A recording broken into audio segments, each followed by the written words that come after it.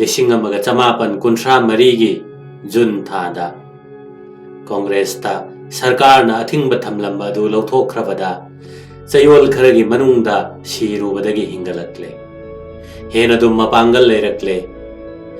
British राज का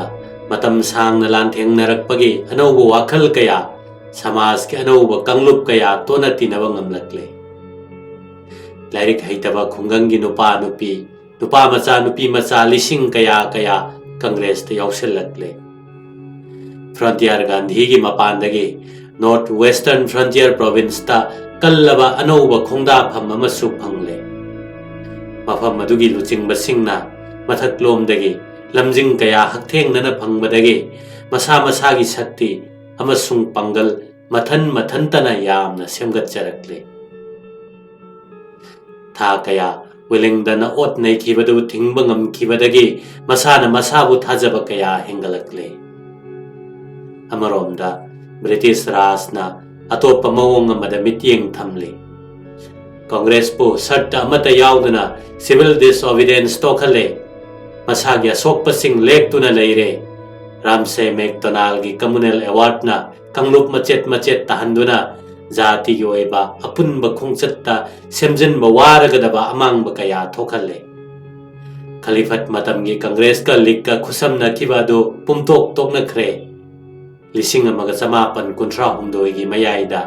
British parliament खना नैनखिबा राजनीति की रिफॉर्म सिंगदा मसक मचू थोखिदबा अमसुंग कांग्रेस की फिवम सोक्चिनखिबादो मयेक सेंगना उतले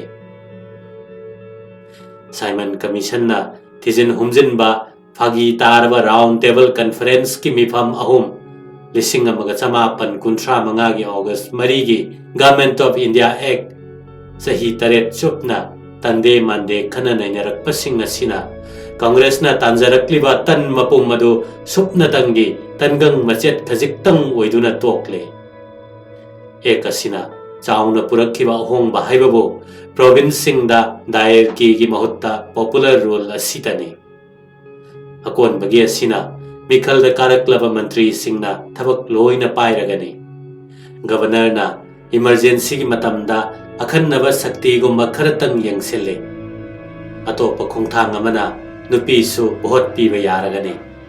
भोटर सिंगी मरल मथुम की चांग यामना हंथरगनी हाइबसिने मसिना इलेक्टोरेट असि मिसिंग मिलियन तरुक्तगी 30 फाउब हेंगत हनबा ngamle एक असिना भारत की निंगथौ पानबा लेबाक सिंगसु अपुनबा भारत ता यावहलगने सेंटर द लेरिबा फेडरल गवर्नमेंट की लोअर हाउस की मेंबर मसिंग सरुक अहुम की मनुंगदा अमा नॉमिनेट तौहलगने अपर हाउस ना सरुक मंगा की मनुंगदा अनि नॉमिनेट तौहलगने असुमना नॉमिनेट तौरक्लिबा मेंबर मयाम मसिगी मतेंग लौरगा राजनीति सामाजिक अमसुंग अर्थनीति की चौखट खोंजेल तालक्लिबा पुमनमक मिचंग सेमदुना तासिन उसिनदबा यारगनी हाइबा फिरेपसि मयेक सेंगले मसीना सुपेंद्रदुना फाइनेंस डिफेंस फॉरेन अफेयर्स अमसुंग रेलवे न चिंगबा मरुओइबा हिरम कया सिदि वाइसरॉय की सुपनम शासन मखादा अदुमक थमखि अदुमकपो हारिबा फेडरेशन असे निंगथौ मचा सिंगना यानिंगदबना मथवाई पांद्रे निंगथौ पानबा स्टेट सिंगी अपुनबा मिसिंग तंखाई नत्रगा तंखाइदगी हेना महुत सिनबा सिंगना फेडरेशन असी यारबदि अतई लेमहौरिबा सिंगनासु यागदबनी हाइबा फिबम मसिगी मतुंगिना एक असिदा निंगथौ मचा सिंगबु यानिंगबा नत्रगा यानिंगदबा फोंदोकपा यारगनी हाइरि अदुबो ब्रिटिश राजनदी मखोइना यारकनबा कन्ना तक्सिनखिदे मखोइनासु कांग्रेस की वाखलोंदा मखोइगी लौचा शक्ति अमसुंग कुदोंग चाबना सिंगबदु यानिंगदबना कांग्रेस का खुसमनबसु पामखिदे असुमना फेडरल स्कीम की थबक कोइना चथबा ngamखिबा हाइबदो फेडरल कोर्ट अमसुंग फेडरल बैंक अमा थमखिबा असितने यामना मरुवरिबा वाफम अमना भारत संविधान की मरम खुमांग चौसनबा डोमिनेंट स्टेटस थंबगी मतंगदा अरविंद हाइरमबादु चही तरुक हौख्रबसु एक कसिदा करीसु पलमद्रे ब्रिटिश राजना नेशनलिस्ट सिंगा खुसम नबगी मतंग याउद्रे साथीना निंगबा कायरबा कांग्रेसना एकसी हौजिक ओइरिबा संविधान असिदगी हेना मबुक सेंगदबा तमथिनिंगाई ओइबा मोंग अमनी हाइना लौख्रे ꯖꯋꯥꯍꯔꯂꯥꯜꯅꯗꯤ ꯃꯤꯅꯥꯏ ꯑꯣꯏꯕꯒꯤ ꯆꯥꯔꯇꯔ ꯑꯃꯅꯤ ꯍꯥꯏꯕ ꯐꯥꯎꯕ ꯍꯥꯏꯈꯤ, ꯃꯔꯝꯗꯤ ꯕ꯭ꯔꯤꯇꯦꯟꯅ ꯁꯛꯇꯤ ꯄꯨꯝꯅꯃꯛ ꯄꯥꯏꯁꯤꯜꯂꯒ ꯁꯛꯇꯤ ꯌꯥꯎꯗꯕ ꯊꯕꯛ ꯄꯥꯡꯊꯣꯛꯄ ꯉꯝꯂꯣꯏꯗꯕ ꯗꯥꯏꯇ꯭ꯌ ꯄꯨꯝꯅꯃꯛ ꯚꯥꯔꯠ ꯃꯆꯥꯁꯤꯡꯗ ꯍꯨꯟꯖꯤꯜꯂꯛꯄꯅꯤ ꯍꯥꯏꯈꯤ꯫ ꯑꯗꯨꯃꯛꯄꯨ ꯃꯇꯝ ꯑꯗꯨꯈꯛꯀꯤꯗꯤ ꯀꯪꯒ꯭ꯔꯦꯁꯃꯦꯟꯁꯤꯡꯒꯤ ꯃꯦꯖꯣꯔꯤꯇꯤ ꯑꯣꯏꯔꯤꯕ ꯔꯥꯏꯇꯤꯁꯁꯤꯡꯅ ꯑꯃꯕꯨ ꯑꯣꯏꯔꯕꯁꯨ ꯄ꯭ꯔꯣꯚꯤꯟꯁꯁꯤꯡꯒꯤ ꯏꯂꯦꯛꯁꯟꯗ ꯌꯥꯎꯁꯤꯟꯕꯒꯤ ꯐꯤꯔꯦꯞ ꯂꯧꯔꯦ꯫ ꯖꯋꯥꯍꯔꯂꯥꯜꯁꯨ ꯃꯗꯨꯗ ꯌꯥꯎꯁꯤꯜꯂꯦ꯫ ꯂꯥꯏꯔꯕꯁꯤꯡꯗ ꯃꯁꯛ ꯊꯣꯛꯅ ꯑꯋꯥꯕ ꯀꯣꯛꯍꯟꯒꯅꯤ,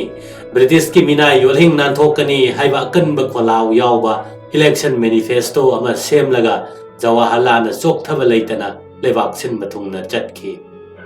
ꯃꯍꯥꯛꯀꯤ ꯅꯤꯡꯊꯤꯖꯔꯕ ꯃꯁꯛ ꯃꯇꯧ, ꯅꯍꯥ ꯑꯣꯏꯕꯒꯤ ꯃꯄꯨꯛꯅꯤꯡ ꯂꯨꯞꯄ ꯃꯑꯣꯡ ꯑꯃꯁꯨꯡ ꯄꯨꯛꯆꯦꯜ ꯆꯥꯎꯕꯒꯤ ꯑꯗꯔꯁ꯭ꯌ ꯑꯁꯤꯅꯆꯤꯡꯕ ꯑꯁꯤꯅ ꯆꯠꯈꯤꯕ ꯃꯐꯝꯁꯤꯡꯗ ꯃꯤꯌꯥꯝꯕꯨ ꯁꯨꯝꯍꯠꯄ ꯉꯝꯂꯦ꯫ ꯒꯥꯟꯙꯤꯒꯤ ꯍꯦꯛ ꯃꯊꯪꯗ ꯃꯍꯥꯛꯅ ꯚꯥꯔꯠꯀꯤ ꯈ꯭ꯋꯥꯏꯗꯒꯤ ꯍꯦꯟꯅ ꯅꯨꯡꯁꯤꯔꯕ ꯂꯨꯆꯤꯡꯕꯅꯤ ꯍꯥꯏꯅ ꯃꯤꯌꯥꯝꯅ ꯂꯧꯅꯔꯦ꯫ 1938ꯀꯤ ꯐꯦꯕ꯭ꯔꯨꯋꯥꯔꯤꯗ ꯏꯂꯦꯛꯁꯟ ꯐꯣꯜ ꯍꯥꯏꯗꯣꯛꯂꯦ꯫ ꯖꯋꯥꯍꯔꯂꯥꯜ ꯑꯃꯁꯨꯡ ꯀꯪꯒ꯭ꯔꯦꯁꯀꯤ ꯐꯤꯚꯝ ꯌꯥꯝꯅ ꯐꯔꯛꯂꯦ꯫ 100ꯒꯤ ꯃꯅꯨꯡꯗ 70 ꯍꯦꯟꯅ ꯀꯪꯒ꯭ꯔꯦꯁꯅ ꯐꯪꯈ꯭ꯔꯦ꯫ ꯄ꯭ꯔꯣꯚꯤꯟꯁ 19ꯒꯤ ꯃꯅꯨꯡꯗ 5ꯗ ꯑꯦꯕꯁꯣꯂꯨꯠ ꯃꯦꯖꯣꯔꯤꯇꯤ ꯐꯪꯂꯦ꯫ 6ꯁꯨꯕ ꯑꯗꯨꯁꯨ ꯐꯤꯚꯝ ꯑꯗꯨꯝ ꯃꯐꯔꯤ꯫ ꯑꯗꯨꯕꯨ ꯑꯋꯥꯕꯗꯤ ꯃꯨꯁꯂꯤꯝꯁꯤꯡꯒꯤ ꯁꯤꯠ 100ꯒꯤ ꯃꯅꯨꯡꯗ ꯀꯪꯒ꯭ꯔꯦꯁꯅ 19ꯇꯃꯛ ꯐꯪꯕ ꯉꯝꯈꯤ꯫ ꯇꯁꯦꯡꯕꯗꯤ ꯃꯨꯁꯂꯤꯝ ꯌꯥꯝꯅ ꯂꯩꯕ ꯃꯐꯝꯁꯤꯡꯗ ꯑꯌꯥꯝꯕꯅ ꯔꯤꯖꯅꯦꯜ ꯄꯥꯔꯇꯤꯁꯤꯡꯗ ꯄꯣꯠ ꯄꯤꯅꯈꯤ꯫ ꯑꯗꯨꯝ ꯑꯣꯏꯗꯨꯅꯁꯨ ꯀꯪꯒ꯭ꯔꯦꯁꯅ ꯂꯩꯕꯥꯛ ꯑꯁꯤꯒꯤ ꯃꯥꯏꯅꯣꯔꯤꯇꯤ ꯀꯥꯡꯂꯨꯞꯇ ꯃꯁꯛ ꯊꯣꯛꯄ ꯊꯕꯛ ꯇꯧꯕ ꯉꯝꯗ꯭ꯔꯤ ꯍꯥꯏꯕꯁꯤ ꯃꯌꯦꯛ ꯁꯦꯡꯈꯤ꯫ 1938ꯀꯤ ꯃꯌꯥꯏ ꯆꯜꯂꯛꯄꯗ ꯄ꯭ꯔꯣꯚꯤꯟꯁ 19ꯒꯤ ꯃꯅꯨꯡꯗ 8ꯇ ꯀꯪꯒ꯭ꯔꯦꯁꯅ ꯁꯛꯇꯤ ꯄꯥꯏꯔꯦ꯫ ꯑꯗꯨꯕꯨ ꯁꯦꯜ ꯃꯔꯥꯡ ꯀꯥꯏꯅ ꯂꯩꯇꯕꯅ ꯃꯤꯅꯤꯁꯇ꯭ꯔꯤꯁꯤꯡ ꯑꯗꯨꯅ ꯂꯧꯃꯤꯁꯤꯡꯒꯤ, ꯍꯔꯤꯖꯟꯁꯤꯡꯒꯤ ꯑꯃꯁꯨꯡ ꯁꯍꯔꯒꯤ ꯂꯥꯏꯔꯕꯁꯤꯡꯒꯤ ꯐꯤꯚꯝ ꯀꯔꯤꯁꯨ ꯐꯒꯠꯍꯟꯕ ꯉꯝꯈꯤꯗ꯭ꯔꯦ꯫ ꯄ꯭ꯔꯣꯚꯤꯟꯁꯁꯤꯡꯒꯤ ꯔꯦꯚꯦꯅ꯭ꯌꯨꯗꯤ ꯃꯄꯨꯡ ꯑꯣꯏꯅ ꯂꯝꯒꯤ ꯈꯖꯅꯥꯗꯒꯤꯅꯤ꯫ ꯃꯤꯅꯤꯁꯇ꯭ꯔꯤꯁꯤꯡꯗꯤ ꯈꯖꯅꯥ ꯑꯁꯤ ꯍꯟꯊꯍꯟꯕ ꯄꯥꯝꯈꯤꯕꯅꯤ, ꯑꯗꯨꯅ ꯍꯦꯟꯒꯠꯍꯟꯕꯒꯤ ꯑꯁꯥ ꯂꯩꯈꯤꯗꯦ꯫ ꯑꯇꯩ ꯃꯔꯨꯑꯣꯏꯕ ꯃꯐꯝꯗꯒꯤ ꯂꯥꯛꯀꯗꯕ ꯔꯦꯚꯦꯅ꯭ꯌꯨꯁꯤꯡ ꯑꯗꯨꯗꯤ ꯁꯦꯟꯇ꯭ꯔꯦꯜ ꯒꯚꯔꯟꯃꯦꯟꯠꯀꯤ ꯁꯦꯡꯒꯥꯎꯗ ꯂꯣꯏꯅ ꯆꯪꯈ꯭ꯔꯕꯅꯤ꯫ ꯈꯔꯕꯨꯗꯤ ꯄ꯭ꯔꯣꯚꯤꯟꯁꯁꯤꯡꯗ ꯌꯦꯟꯊꯣꯔꯛꯈꯤ, ꯑꯗꯨꯕꯨ ꯈꯔ ꯑꯗꯨꯅꯗꯤ ꯃꯁꯛ ꯊꯣꯛꯄ ꯁꯣꯁꯤꯌꯦꯜ ꯋꯦꯜꯐꯤꯌꯔꯒꯤ ꯁ꯭ꯀꯤꯝ ꯑꯃꯠꯇ ꯄꯥꯡꯊꯣꯛꯄ ꯉꯝꯈꯤꯗꯦ꯫ ꯃꯔꯝ ꯑꯁꯤꯗꯒꯤ ꯀꯪꯒ꯭ꯔꯦꯁ ꯃꯤꯅꯤꯁꯇ꯭ꯔꯤꯁꯤꯡ ꯃꯥꯏ ꯄꯥꯛꯈꯤꯗꯦ꯫ ꯑꯀꯟꯕ ꯑꯟꯗꯣꯂꯣꯟ ꯀꯌꯥ ꯃꯥꯌꯣꯛꯅꯔꯛꯂꯦ꯫ ꯑꯗꯨꯕꯨ ꯄꯨꯛꯅꯤꯡ ꯊꯧꯒꯠꯅꯤꯡꯉꯥꯏ ꯑꯣꯏꯈꯤꯕ ꯍꯥꯏꯕꯕꯨ ꯁꯤ ꯔꯥꯖꯥꯒꯣꯄꯥꯜꯆꯥꯔꯤ, ꯒꯣꯕꯤꯟꯗ ꯚꯜꯂꯚ ꯄꯟꯠ ꯑꯃꯁꯨꯡ ꯕꯤ.ꯖꯤ. ꯈꯦꯔꯒꯨꯝꯕ ꯀꯪꯒ꯭ꯔꯦꯁꯃꯦꯟ ꯈꯔꯅ ꯌꯥꯝꯅ ꯃꯇꯤꯛ ꯆꯥꯕ ꯃꯤꯅꯤꯁꯇꯔ ꯅꯠꯇ꯭ꯔꯒ ꯆꯤꯐ ꯃꯤꯅꯤꯁꯇꯔ ꯑꯣꯏꯕ ꯉꯝꯈꯤ꯫ ꯀꯪꯒ꯭ꯔꯦꯁ ꯁꯔꯀꯥꯔꯁꯤꯡꯅ ꯔꯥꯖꯅꯤꯇꯤꯒꯤ ꯕꯟꯗꯤꯁꯤꯡ ꯊꯥꯗꯣꯛꯈꯤ꯫ ꯃꯁꯤ ꯒꯚꯔꯅꯔꯁꯤꯡꯅꯗꯤ ꯀꯟꯅ ꯌꯥꯅꯤꯡꯈꯤꯗꯕꯅꯤ꯫ ꯑꯔꯣꯏꯕꯗ ꯈꯥꯗꯤ ꯁꯦꯠꯄ ꯚꯥꯔꯠ ꯃꯆꯥꯁꯤꯡꯅ ꯄ꯭ꯔꯣꯚꯤꯟꯁ ꯈꯔꯗ ꯁꯛꯇꯤꯒꯤ ꯐꯝꯐꯝ ꯂꯥꯡꯗ ꯐꯝꯕ ꯉꯝꯈꯤꯕ ꯑꯁꯤꯅꯤ꯫ ꯄ꯭ꯔꯣꯚꯤꯟꯁꯁꯤꯡꯗ ꯄꯣꯄꯨꯂꯔ ꯔꯨꯜ ꯊꯝꯂꯒ ꯁꯦꯟꯇꯔꯗ ꯑꯣꯇꯣꯀ꯭ꯔꯦꯇꯤꯛ ꯔꯨꯜ ꯊꯝꯕ ꯑꯅꯤ ꯑꯁꯤ ꯊꯕꯛ ꯄꯨꯟꯅ ꯀꯨꯏꯅ ꯆꯠꯊꯕ ꯌꯥꯔꯣꯏ ꯍꯥꯏꯕꯁꯤ ꯖꯋꯥꯍꯔꯂꯥꯜꯅ ꯃꯨꯟꯅ ꯈꯪꯈꯤ꯫ ꯀꯪꯒ꯭ꯔꯦꯁ ꯃꯤꯅꯤꯁꯇꯔꯁꯤꯡꯅ ꯁꯣꯁꯤꯌꯦꯜ ꯋꯦꯜꯐꯤꯌꯔꯒꯤ ꯁ꯭ꯀꯤꯝ ꯀꯌꯥ ꯄꯥꯡꯊꯣꯛꯅꯕ ꯑꯋꯥꯕ ꯀꯌꯥ ꯊꯦꯡꯅꯔꯤꯉꯩꯗ ꯖꯋꯥꯍꯔꯂꯥꯜꯅ ꯅꯤꯡꯇꯝꯕꯒꯤ ꯂꯥꯟ ꯑꯁꯤ ꯃꯃꯩꯗ ꯀꯔꯝꯅ ꯃꯪꯒꯣꯜ ꯑꯣꯏꯍꯟꯒꯗꯒꯦ ꯍꯥꯏꯕꯁꯤꯗ ꯄꯨꯛꯅꯤꯡ ꯂꯨꯞꯇꯨꯅ ꯂꯩꯔꯦ꯫ ꯊꯕꯛ ꯑꯁꯤꯗ ꯃꯍꯥꯛ ꯃꯇꯤꯛꯁꯨ ꯌꯥꯝꯅ ꯆꯥꯕꯅꯤ, ꯃꯔꯝꯗꯤ ꯏꯇꯤꯍꯥꯁ ꯃꯃꯨꯠ ꯇꯥꯅ ꯈꯪꯕꯗꯒꯤ ꯃꯇꯝ ꯑꯗꯨꯒꯤ ꯔꯥꯖꯅꯤꯇꯤꯒꯤ ꯂꯨꯆꯤꯡꯕꯁꯤꯡꯗꯒꯤ ꯃꯍꯥꯛꯅ ꯈꯨꯃꯥꯡ ꯌꯥꯝꯅ ꯆꯥꯎꯁꯤꯟꯕ ꯉꯝꯈꯤ꯫ ꯖꯋꯥꯍꯔꯂꯥꯜ ꯅꯦꯍꯔꯨꯒ ꯒꯥꯟꯙꯤꯒ ꯍꯧꯔꯛꯐꯝ ꯁꯥꯒꯩ ꯌꯥꯝꯅ ꯈꯦꯟꯅꯈꯤ꯫ ꯖꯋꯥꯍꯔꯂꯥꯜ ꯈꯨꯅꯨꯡ ꯆꯪꯕ ꯍꯤꯟꯗꯨ ꯏꯃꯨꯡꯗꯒꯤ ꯍꯧꯔꯛꯈꯤꯗꯦ, ꯃꯔꯝ ꯑꯗꯨꯅ ꯍꯤꯟꯗꯨꯒꯤ ꯄꯔꯝꯄꯔꯥꯒꯤ ꯒ꯭ꯌꯥꯟ ꯑꯃꯁꯨꯡ ꯂꯧꯁꯤꯡ ꯃꯉꯣꯟꯗ ꯃꯃꯤ ꯇꯥꯗꯦ꯫ ꯂꯣꯏꯅꯅ ꯃꯍꯥꯛꯀꯤ ꯃꯍꯩ ꯃꯁꯤꯡ ꯏꯪꯂꯦꯟꯗ ꯇꯝꯂꯛꯈꯤ꯫ ꯆꯍꯤ 10 ꯈꯔ ꯍꯦꯜꯂꯛꯄꯒꯤ ꯑꯗꯨꯋꯥꯏꯗ ꯁꯥꯏꯟꯁ ꯗꯤꯒ꯭ꯔꯤ ꯐꯪꯂꯒ ꯕꯥꯔ ꯇꯝꯕ ꯌꯥꯔꯕꯅꯤ꯫ ꯑꯗꯨꯕꯨ ꯑꯥꯏꯟꯒꯤ ꯋꯥꯁꯤ ꯃꯉꯣꯟꯗ ꯀꯌꯥ ꯄꯥꯝꯅ ꯊꯣꯛꯈꯤꯗꯦ꯫ ꯃꯄꯥ ꯏꯕꯨꯡꯉꯣꯅ ꯊꯋꯥꯏ ꯂꯨꯞꯂꯤꯕ ꯅꯤꯡꯇꯝ ꯏꯍꯧ ꯑꯗꯨꯗ ꯃꯍꯥꯛ ꯄꯨꯛꯅꯤꯡ ꯆꯪꯈꯤ꯫ ꯖꯂꯥꯟꯋꯥꯂꯥ ꯕꯥꯒꯇ ꯕ꯭ꯔꯤꯇꯤꯁꯅ ꯍꯤꯡꯁꯥꯕꯒꯤ ꯊꯧꯗꯧ ꯇꯧꯈꯤꯕ ꯑꯃꯁꯨꯡ ꯒꯥꯟꯙꯤꯒꯤ ꯄ꯭ꯔꯇꯤꯚꯥ ꯑꯗꯨꯅ ꯃꯍꯥꯛ ꯀꯪꯒ꯭ꯔꯦꯁꯇ ꯌꯥꯎꯕ ꯇꯥꯈꯤ꯫ ꯃꯍꯥꯛ ꯑꯆꯝꯕ ꯀꯪꯒ꯭ꯔꯦꯁꯃꯦꯟ ꯑꯃꯗꯤ ꯅꯠꯈꯤꯗꯦ꯫ ꯂꯥꯏꯔꯤꯛ ꯌꯥꯝꯅ ꯄꯥꯏ, लम कया चले भारत की फिवम इतिहास अमसुंग अंतर्जाति की मितियेंगदगी येंखी दर्शनिक अमगी मिहुल लैबा मरमना समाज की ओइजे ओइथक नत्रगा तौनिंगबता तौबगी शक्ति महाकना खक याबा ngamखिदे खांगबसु ngamखिदे लिसिंग अमगा चमापन तरातरेत की बोल्शेविक रिवोल्यूशन दा मंगोंदा साफु यामना लैहनखी लिसिंग अमगा चमापन कुंतरुक कुंतरेता यूरोप अमसुंग रशिया दा कोइरोय अकनब सोशलिस्ट ने अमसुंग साम्राज्यवादी बु यानिंगदबा मियोय अमा ओइरे ब्रुसेल्स ता लैरिङैदा कोलोनी की ओट नैबा अमसुंग साम्राज्यवादी की मायोक्ता अमसुंग जाति की निंगतंबगी लीग हाइबा संस्थान अदुगी ऑनररी प्रेसिडेंट तोइखी रशिया दा कोइरिङैदा पृथ्वी की अहानबा कम्युनिस्ट स्टेट माइ पालकपसिदा खोइदाबा पोखी थागतुना आर्टिकल कया मथंग मथंग इखी मदुना मरम ओइदुना ब्रिटिश राजपो महाकना करीमत यानिंगखिदे लिसिंग अमगा चमापन कुंथ्रा हुमदोइदा कम्युनिस्ट अमनी हाइना चिंगनदना मतेक खरा जेल दा थमलबसु महाकना कम्युनिस्ट आंदोलन की दमकता करीसु तौखिदे अदुबो लिसिंग अमगा चमापन कुंथ्रा मरीदा आचार्य नरेंद्र देव जयप्रकाश नारायण अमसुंग अतै कयाना लिंखतलंबा कांग्रेस सोशलिस्ट पार्टी बुदी महाकना कन्ना सौगतखी मसीदगी हेंदोक्तुना महाकना सोशलिस्ट पैटर्न ऑफ सोसाइटी अमा निंगतमलबा भारत की दमक मंग मंग बहोखी लिसिंग अमगा चमापन कुंथ्रा निपानदा निंगतम फंगनी हाइबा आशा अमत्त उरक्त्रबदा मंग असी मंगफाउननबा होनखी भारत ना निंगतमलबा मतुंग चही 10 की मनुंगदा मिसम प्रजा अमगी सेंथोक सरुक अहुम हेंगत हनबा ngamnabagi damak mangjongna सेम सानबा नेशनल प्लानिंग कमिटी अमा महाकना लिंखतखी अतई कनामतन खंगद्रबसु महाकना निंगतंबा फंगलगा जाति की लुसिंगबसिंगी थौदांग यामना चौरक्कनी हाइना अचेत पथाजबा थमखी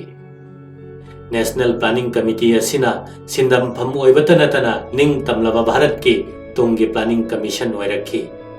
लेबाकी तुंगी याइफनबा थौरांग तौबदा यामना चाउरबा थौदांग यारखी नेहरूना भारत की राजनीति की फिरेप्ता अचौबा अहोंबा अमसु पुरखी लिसिंग अमगा चमापन कुंथ्रा तरुक्ता कांग्रेस प्रेसिडेंट ओइना वारेप कया थांगले स्पेन की निंगथौसिंगना रिपब्लिकन गवर्नमेंट सिंग नमथनबा होनबदा जर्मन मतेंग पांगखिबदु यानिंगदबा फोंदोखी चीनादा जापान लांदाबा यानिंगखिदे अमसुंग इटालीना अविसिया लौसिनबा यानिंगखिदे लिसिंग अमगा चमापन कुंथ्रा निपानदा नेहरू मसामक स्पेन दा चतुना रिपब्लिकन सिंग सौगलोई जापान गलान तौनरिबा चीनादा मेडिकल मिशन थाखी मिशन सिबुलु चिंखिबा डॉक्टर कैटनिस मथौ तौरिङैदा मथुआई कटखी भारत मसा सिंगना अतई लम सिंगदा साम्राज्यवादी की मायोक्ता चंगसिल्लिबा जाति कयागा खुसेमनखी लोइनना मियोइबगी लाइबक सेमबदा पृथ्वी की ओइबा थौदांग पांगथोकपदा सरुक याबत नतना लेबाक असिगी चथरिबा निंगतंबगी खोंजंग असिबसु मयेक सेंगना खंगहनखी नेहरू की वाखलदा भारत की निंगथौ पानबा लेबाक सिंग असिबो नेशनलिस्ट की खोंजंग असिदा मपुंग फाना सरुक याहनिंगखी ब्रिटिश सिंगनदे निंगथौ मचा सिंग असि मखोइगी मिचंगनी हाइना खंदुना लिसिंग अमगा चमापन कुंथ्रा मंगागी एकता कांग्रेस पु नमथनबा थौरांगदा मखोइगी मफम चाउना खाकलोबनी अदुबो ब्रिटिश राजना लेबाकी सरुक अहुम थोकपगी अमा मखोइगी लाइधी ओहेनखिबा सिना नेहरूना थवाई यामना सोखी फिवम असी हेक यारिबा बखै थुना सुमथोकदबनी हाइना पुकनिंगदा चपयुंगना लेपखी होनखिबसिंग माइ इपाक पाखिदबदी नत्ते स्टेट कयादा प्रजा परिषद सिंग सेमदुना मियामगी अवाबा फोंदोरखी अलवार मक्तदा लिसिंग अमगा चमापन कुंथ्रा हेलकपदा तमथीरबा महाराज की मायोक्ता प्रजा सिंगना इरांग होरकले चही कया यूरोपता महाराज अदु ब्रिटिश राजना थमखी अदुबो अयाम्बा निंगथौ मचा सिंगना दायित्व याउदबा थबक कया चथरखी खुदम ओइना जमनागरदा निंगथौना स्टेट रेवेन्यू की चामगी मनुंगदा यांखै की ngakya matki लिसिंग अमगा चमापन कुंथ्रा तरुक्ता All India State Peoples Conference ता सभापति ओइरदुना नेहरूना निंगथौसिंगदा दरखास्त थादुना अवाबा कोखन्नबा हाइजबगी महुत्ता मियामगी अचौबा आंदोलन तौगदबनी हाइखी खोंजंग असि थुनमक महिसूरदा चथखी खुदक्ता माई पाखिद्रबसु निंगथौ पानबा भारत की स्टेट सिंगदा अनौब मिकअप अमदी थोखनखि उड़ीसा की लमदमदा लैबा स्टेट कयादा ट्राइबल सिंगना लौमी मिनाई ओइबगी मायोक्ता लांजंग चंगसनखि लेरुम तेन पुथोक्तुना कापखि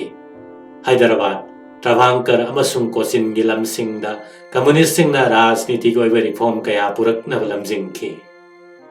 गांधीना राजनीति दगी पोथाख्रबसु थोक्लिबा थौदोकसिंग असिदा महाक्सु शक्ति अमदी अदुम ओइरि महाक्ना कांग्रेस पो निंगथौ मसासिंगी लमदा खुद थिंगजिनबा पामखिदे मरमदे माइगै अनि थोकना लांथेंगनबा हाइबसि कांग्रेस की सोंथनबगी फिबम सेमबने मरम असिदगी 1959 दा कांग्रेसना पूर्ण स्वराज असि भारत पुंबगी ओइरबसु निंगथौ पालिबा लमसिंगददी लमदम अदुगी प्रजा सिंगतना लांजंगदबनी हाइखि अदुबो नेहरूना माई पाखरिबा असि ब्रिटिश सिंगना निंगथौ मसा सिंगबो मतम सांगना ngak सेनबिरिबा अदु थुनमक अहोंबा अमा लाक्लगनी हाइना खंगनखिबा सिनि सेरकसिदा लेबाक की फिबम हेन लुसिलखि प्रोविंस सिंगदा कांग्रेसना राजनीति की शक्ति पाइसिलकपदा मुस्लिम लीग का यसिन्नबा कया थोरक्ली मसिना मरम ओइदुना निंगतम लांजंगदा मचाई तौरकपगी खुदोंगथिबा कया थोरक्ले मतम खरदे मुस्लिम लीग की फिबम यामना फलुद्रबने 1950 लानखलकपगी मतम अद्वाइदा मेंबर 1,000 फावबा फारुद्रबने अदुबो 1953 दा अनौब संविधान लाकपा हौरे प्रोविंस सिंग इलेक्शन तौरकदौरे अदुना लीग की मपांगल कंदबा यारक्त्रे जिनातना फिबम असी फगदहनबा ngamgani हाइना खनरक्ली 1953 दगी इंग्लैंड लैदुना प्रिवी काउंसिल उकिल ओइरुरबा जिनाना लीग पुलमजिंगलगे हाइबा यारक्ले हेक यारक्पगी था अदुमक्तदा भारत की राजनीति दा खोंगदाररे मतम मदुदा गांधी दे राजनीति दगी मतम खरा पोथादुना लैरिबने ताइवोनना थोरक्लिबा तांजा असि मतुंगी थौदोकसिंगदा यामना मरु ओइबा ओइरक्खि जिना भारत की राजनीति की लुचिंगबसिंगी मनुंगदा मकोक थोंगना लैरिबा लुचिंगबसिंगी मरक्ता अमने मतम अमदा कांग्रेसमैन ओइरंबा गोखलेगा हैरप माने कांग्रेस अमसुंग लीग अनीना 1953 लखनऊ पेक सेमहनबदा अचौब थौदांग याखि महाक होम रोल यामना पामजबा लीग की मियोइने रोलट एक्ट साथीने याखिदे गांधीना राजनीति दा खोंगदारक्त्रिंगैगी ममांगदा महाकना कांग्रेस की थौरमसिंगदा यामना थवाई यावना यावखि अदुबो ममैददी कांग्रेस पु जाति की अपुनबगी नत्तबा हिंदू सिंगतगी ओइबा संस्थान अमनी हाइना लौखि मसामक बैरिस्टर अमा ओइना नहा ओइरिङैदा चही कयामुक इंग्लैंड लैरोइ इंग्लिश की साजत लमचत लोइना हिनखि मतांग अमददी इंग्लिश ड्रामा फावबदा ममिंग लैरुरे लीग की मनुंग मक्तदा खनरिबा चैनरिबा मयाम अदु उबदा हिनरक्त्रदुना इंग्लैंड चटखिबने मफम अदुदा महाक यामना चुसिन्नना लैबा ngamखि कंजर्वेटिव पार्टी की मेंबर अमोइना ब्रिटिश पार्लियामेंट तफावबा चटनबा होनखि अदुबो टिकेट फंगबा ngamdabadagi भारत की राजनीति दा चंगलगे हाइना मबुकनिंगदा लेपखि जवाहरलाल गुमना जिनासो 1955 की एक अदु कन्न यानिंगखिदे लिक्सो भारत की मपुंग फाबा नेशनल सेल्फ गवर्नमेंट लैगदबने हाइना लाउथोखले कांग्रेस का लीग का इज्जत लैना वाफम असी यानरबदि सोइदन ओइथोकनी हाइना सुथाजै तसेंगबदि पार्टी अनि असी खुसमनरगा प्रोविंस सिंगदा सुंगसिनबा सरकार सेंबा पामजरमबने अदुबो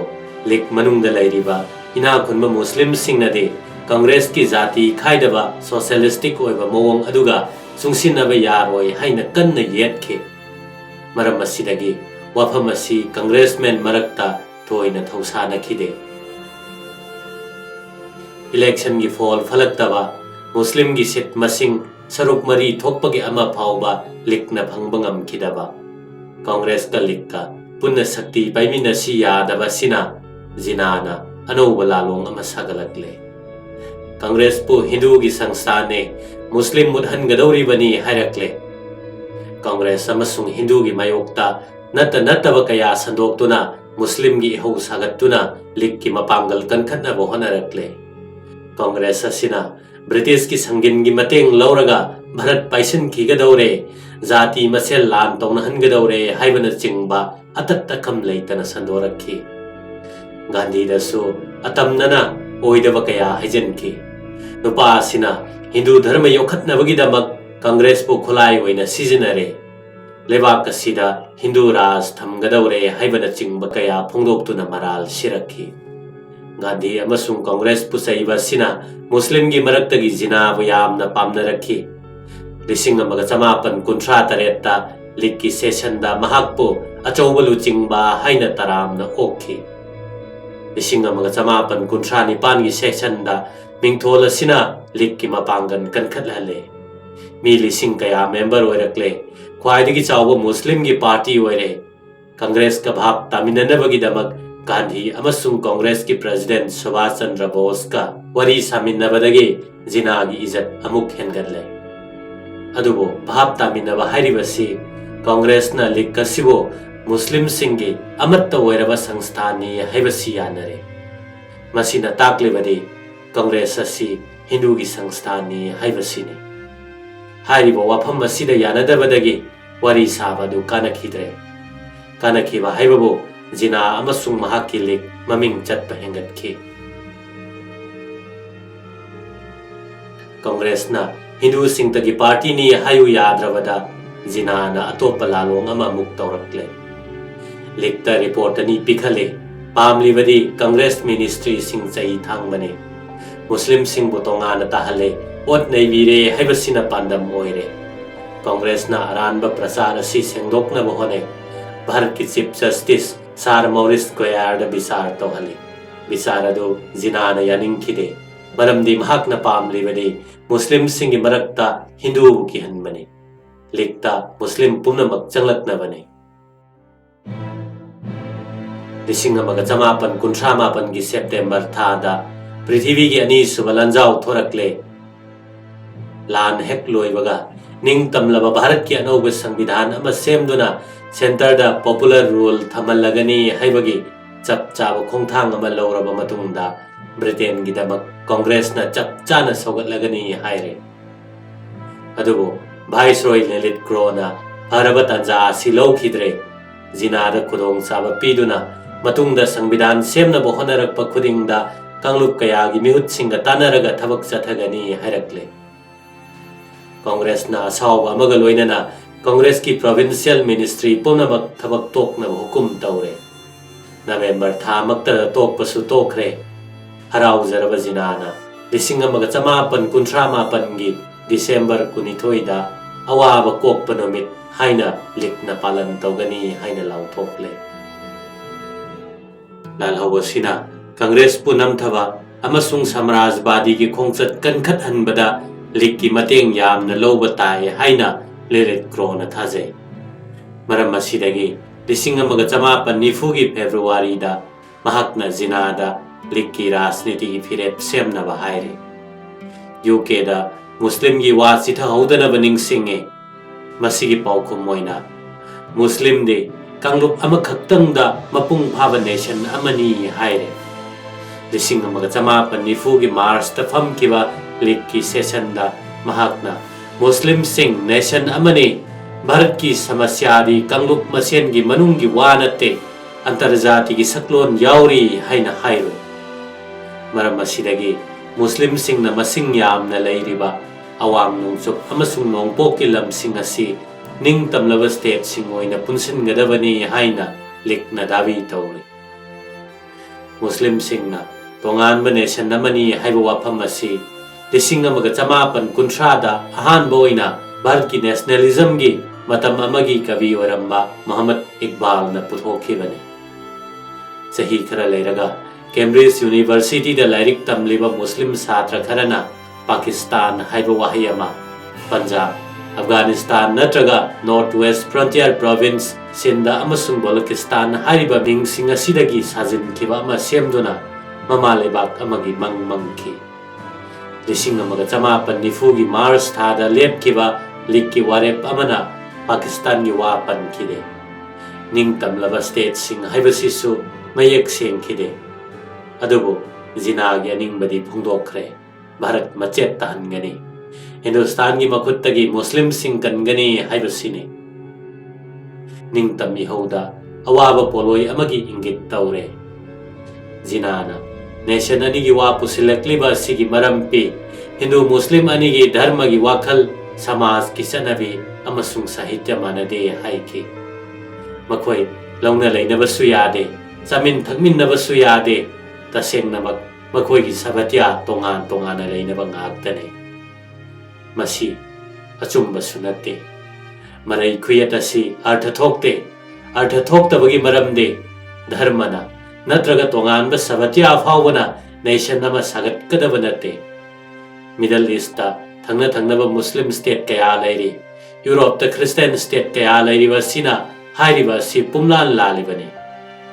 मसिदगी हेना मरु ओइरिबा वाफम अमना जिनाना पोक्त्रंगै शताब्दी कया मुक्ता हिंदू मुस्लिम पुन्न शांति ओइना लेमिनरखिबने तसेंगना हाइबा तारबदे हिंदू मुस्लिम जाति अमतने मरमदि मुस्लिम अयाम हिंदू दगी ओलक पंगाक्तने मखोय मसेल लौना लेनबा याद्रबसु लम लम की कल्चर अमसुंग लोन अमत ओइमिनखिबने खुदम ओइना हाइरबदा बेंगोली मुस्लिम सिंग पंजाबी मुस्लिम सिंग दगी बेंगोली हिंदू सिंग दने हेना नक्सिने अदुगा फ्रंटियर हिंदू सिंग ना ट्रावांकर हिंदू सिंग दगी हेना फ्रंटियर मुस्लिम सिंग दना मानव कया लेरी मरम असिना नेशन अनि की वाफम असी अर्थ याउदबने ब्रिटिश राज की डिवाइड एंड रूल हाइबदु पुसललमद्रबदि नेशन अनि करीसु थोक्लम लोइदबने